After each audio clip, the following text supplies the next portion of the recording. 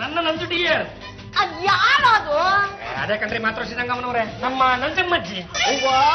ನಮ್ಮ ಬೀಗದ ಕಡೆ ಸಂಬಂಧಿಕರು. ಗೊತ್ತಾಯ್ತು ಬಿಡಿ. ಅವರು ನೀವು ಎಣ್ಣೆ ಸೀಗೆಕಾಯಿ ಅಂತ ನಮಗೆ ಮೊದಲಿಂದನೂ ಗೊತ್ತು. ಅವರು ನಮ್ಮ ಮನೆಗೆ ಬರಬೇಕು ಅಂತ ಇದ್ದಾರೆ. ಅಂತಹ ಒಂದು ಸಂದರ್ಭದಲ್ಲಿ ನೀವು ಸ್ವಲ್ಪ ಅನುಸರಿಸ್ಕೊಂಡು ಹೋಗಿಪ್ಪ. ಪಾಪ ಅವ್ರಿಗೆ ಒಬ್ಬನೇ ಒಬ್ಬ ಗಂಡ ಇದ್ದ ಕಣ. ಕಾಶಿ ನೋಡ್ಕೊಂಡ್ ಬರ್ತೀನಿ ಅಂತ ಬೆಳಗ್ಗೆ ಬುತ್ತಿ ಕಟ್ಕೊಂಡು ಹೋದವನು ಇಷ್ಟು ವರ್ಷ ಆದ್ರೂ ಪತ್ತೆ ಇಲ್ಲ ಕಣ. ಗಂಡ ಹೋದ್ಮೇಲೆ ಏನ್ ಮಾಡ್ತಾಳೆ ಪಾಪ ಹೆಣ್ಣೆಂಗ್ಸು. ಒಂದಿಷ್ಟು ಜಮೀನಿತ್ತು, ಅದನ್ನ ಉತ್ತಕ್ಕಾಗಲ್ಲ, ಮಾಡಕ್ಕಾಗಲ್ಲ. ಹಾಗಾಗಿ ಆ ಜಮೀನೆಲ್ಲ ಬೇರೆಯವ್ರಿಗೆ ಮಾರ್ಬಿಟ್ಟು ಇರೋ ಬರೋ ದುಡ್ಡಲ್ಲಿ ಒಂದಿಷ್ಟು ಒಡವೆಗಳನ್ನ ಮಾಡ್ಕೊಂಡು ಮೈ ಮೇಲೆ ಹಾಕೊಂಡ್ಬಿಡ್ತಾಳೆ. ಸರಿ ಸುಮಾರು ಅಂದಾಜು ಒಂದು 75 ಲಕ್ಷ ರೂಪಾಯಿ ಒಡವೆ ಕಂಡ್ರ. ಈಗ ಬೇರೆ ವಯಸ್ಸಾಗೋದಿದೆ, ಏನು ಮಾಡೋದು? ಕಡೆಗಾಲದಲ್ಲಿ ನನ್ನನ್ನ ಯಾರು ಚೆನ್ನಾಗಿ ನೋಡ್ಕೋತಾರೋ ಆ ಒಡವೆನ ಅವ್ರಿಗೆ ಕೊಡ್ತೀನಿ ಅಂತ ನಮ್ಮ ಮನೆಗೆ ಬರ್ತಾ ಇದ್ದಾರೆ.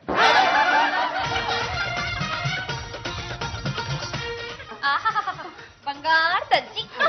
ಚಂಪಾ, ಡೋಂಟ್ ಟಾಕ್ ರಬಿಶ್. ಇವ್ನ ಅಜ್ಜಿ ಅಂತ ಕರಿಬೇಡ, ಗೋಲ್ಡಿ ಅಂತ ನಾಯಿ ಗಿಡ ಹೆಸರಲ್ಲ ನಂಗೆ ಇಡ್ಬೇಡ. ಹಲೋ ಮೈ ಡಿಯರ್ ನಂಜು. ಹಲೋ ಪಾಂಡುರ. ನಿನ್ನನ್ನು ನೋಡಿ ನನಗೆ ಸಿಕ್ಕಾಪಟ್ಟೆ ಖುಷಿ ಆಯ್ತು. ಅದರಲ್ಲೂ ನಿನ್ನ ಒಡವೆಗಳನ್ನ ನೋಡಿ ನನಗೆ ಎಕ್ಕ ಚಿಕ್ಕಿ ಖುಷಿ ಆಗೋಯ್ತು ನನ್ನ ಜಜ್ಜೆ. ನಾನು ಇಲ್ಲಿಗೆ ಬಂದು ಎಷ್ಟೊತ್ತಾಯ್ತು. ಎಲ್ರು ಮಿಕ ಮಿಕ ಮಿಕ ಮಿಕ ಅಂತ ನನ್ನ ಒಡವೆಗಳನ್ನ ನೋಡ್ತಿದ್ದಾರೆ ಹೊರತು ಒಬ್ಬರಾದ್ರೂ ಒಂದು ಲೋಟ ನೀರು ಕೊಟ್ರ? ಅದು ಇವರಿದಾರಲ್ಲ, ಇವರೆಲ್ಲರೂ ಪರಮ ಪಾಪಿಗಳು. ಈಗ ನಾನು ಬಂದಿದ್ದೀನಲ್ಲ, ಬಾರಿ ನೀರೇನು ನಂಜಿ, ನಿನಗೆ ನಾನು ಬೋರಿ ಭೋಜನೇ ಹಾಕಿಸ್ತೀನಿ.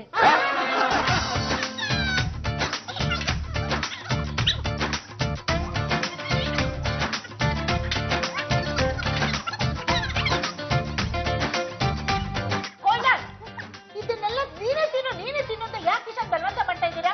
ನೀನ್ ಮೈ ಮೇಲೆ ಒಡವೆಗಳನ್ನ ಹೇಳ್ಕೊಂಡಿದ್ದೀಯಲ್ಲಮ್ಮ, ಅದ್ರಲ್ಲಿ ನಮಗೂ ಸಿಗಲಿ ಅನ್ನೋ ದುಲಾಸೆಯಿಂದ. ಕೊಡ್ತೀನಿ. ಸಾಯೋವಾಗ ನಾನೇ ಇದನ್ನೆಲ್ಲ ಹೇರ್ಕೊಂಡ ಹೋಗ್ತೀನಿ. ಈ ಮನೇಲಿ ಯಾರು ಮೊದಲು ಸೀಮಂತ ಮಾಡ್ಕೋತಾರೋ ಅವ್ರಿಗೆ ನಾನು ಈ ಒಡವೆಗಳೆಲ್ಲ. ಅದು ಒಂದು ಐಡಿಯಾ ಹೇಳ್ತದೆ. ನಾನೇ ಯಾಕೆ ತಾಯಿ ಆಗಿದ್ದೀನಿ ಅಂತ ನಾಟಕ ಮಾಡಬಾರ್ದು? ಕರೆಕ್ಟ್. ಅಜ್ಜಿ ಮುಂದೆ ಬಾಳಕ್ ಬೆರಳು ಹಾಕೊಂಡು ವಯಕ್ ಅಂತ ಒಂದೆರಡು ಸಲ ವಾಂತಿ ಮಾಡಿದ್ರೆ ಆಯ್ತು. ಸರಿ, ಹಾಗಿದ್ರೆ ನಾನು ಈಗ್ಲೇ ಹಾಗೆ ಮಾಡ್ತೀನಿ. ಏನಮ್ಮ ಯಾವಾಗಿಂದ ಹಿಂಗ ಆಗ್ತಾ ಇದೆ? ಮತ್ತೆ ಏನ್ ತಿಂದೆ ಬೆಳಿಗ್ಗೆ? ಡಾಕ್ಟ್ರೆ, ಮಾರ್ನಿಂಗ್ ಇಂದ ತುಂಬಾ ತಲೆ ಸುಚ್ತಾ ಇದೆ.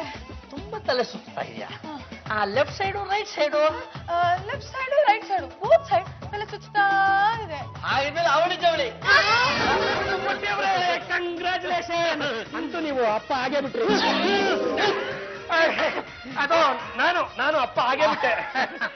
ಅಲ್ಲ ಕಡೆ ನಾನು ಈಗ ತಾನೇ ಬಂದಿದ್ದೇನೆ. ಇಷ್ಟು ಬೇಗ ನಿಮ್ಗೆ ಹೆಂಗ ವಿಚಾರ ಗೊತ್ತಾಯ್ತು? ಅದು ನಮ್ಮ ಪದಪ್ಪ ಇದೇನಲ್ಲ, ಸುಮ್ಮನಿರ್ಬೇಕಲ್ಲ, ಫೋನ್ ಮಾಡಿ ಎಲ್ಲಾ ವಿಷಯನ ಲೀಕ್ ಮಾಡ್ಬಿಟ್ಟ. ಅದಕ್ಕೆ ಸ್ವೀಟ್ ತಂದ್ಬಿಡ್ತೀನಿ. ಮೊದಲೇ sweet. Thank you congratulation. Thank you. ಕಂಡಗ ಇನ್ಮೇಲೆ ಧೈರ್ಯವಾಗಿರ್ಬೇಕಣ್ಣಯ್ಯ. ಹೆಣ್ಣಾಗ್ಲಿ ಗಂಡಾಗ್ಲಿ ಒಂದೇ ಸಾಕು. ಯಾವ್ದಕ್ಕೂ ನೀನು ಫ್ರೀ ಆಗಿದ್ದಾಗ ಬಂದು ನನ್ನನ್ನ ನಮ್ಮ ಕ್ಲಿನಿಕ್ ನಲ್ಲಿ ಮೀಟ್ ಮಾಡು. ಯಾಕೆ ಡಾಕ್ಟ್ರೆ? ನಿನಗೊಂದು ಆಪರೇಷನ್ ಮಾಡ್ಬಿಡ್ತೀನಿ ಕಣಿಯ. ಅಳಿಯಂದಿಲೆ, ಹೇಳಿ ಅತ್ತೆ. ನೀನೇನು ಅಳಿಯಾನೋ ಮನೆ ತೊಳಿಯಾನೋ? ಯಾಕತ್ತೆ? ಅಳಿಯನಾಗೆ ಇರ್ಬೇಕೇ ವಿನಃ ಅತ್ತೆ ಗಂಡನ ಪೋಸ್ಟ್ಗೆ ಎಗಲಬಾರದು. ನಾನೇನ್ ಮಾಡಿದೆ ಅತ್ತೆ? ಅತ್ತೆ ಸ್ವಲ್ಪ ಬಲ್ತಿಲ್ಲ ಅಂತ ಕಲಿತೀವಲ್ಲ, ನಿನ್ ಜನ್ಮಕ್ ನಾಚಿಕೆ ಆಗಲ್ವಾ? ಅತ್ತೆ, ನೀವು ನಾಚ್ಕೊಳ್ಳೋಂತ ಕೆಲಸ ಪೊಲ್ಲು ಮಾಡಿದಾಳೆ. ಅಂತ ಕೆಲಸ ಏನ್ ಮಾಡ್ಕೊಂಡಿದೀಯ? ಅಳಿಯಂದಿಲೆ, ಒಂದ್ ಕೆಲಸ ಇಲ್ಲ, ಕಾರ್ಯ ಇಲ್ಲ, ಸಂಪಾದನೆ ಅಂದ್ರೆ ಏನೋ ಗೊತ್ತಿಲ್ಲ, ಇಂಥದ್ರಲ್ಲಿ ಮೀಸೆ ಬೇರೆ ತಿರುಗ್ತೀಯ. ನನ್ನ ಮಗನಿಗೆ ಏನಾದ್ರೂ ಗೊತ್ತಾಗ್ಬೇಕು, ಬಲಿ ಹಾಕಿಬಿಡ್ತಾನೆ. ಏನಿದು ಗಲಾಟೆ? ನಿಮ್ ಗಲಾಟೆ ರೋಡ್ ವರ್ಗೂ ಕೇಳಿಸ್ತಾ ಇದೆ. ಅದು ನಂದು ಡಿಯರ್, ಇಲ್ಲಿ ಫುಲ್ ಪಾಪಚ್ಚಿಗಳ ಸಂಭ್ರಮ ಆಗ್ಬಿಟ್ಟಿದೆ. ಈ ಕಳ್ಳಿ ಇದ್ದಾಳಲ್ಲ ಇವಳಿಗೆ 5 ತಿಂಗಳು ತುಂಬಿದ್ರೆ ಇವತ್ತು ಬಾಯ್ ಬಿಡ್ತಾ ಇದ್ದಾರೆ. ಆದ್ರೆ ಈ ವಿಷಯ ಮೊದಲು ತಿಳಿಸಿದ್ದು ನಾನು, ಹಾಗಾಗಿ ನಿಮ್ ಒಡವೆಗಳೆಲ್ಲ ನನಗೆ ಸೇರ್ಬೇಕು.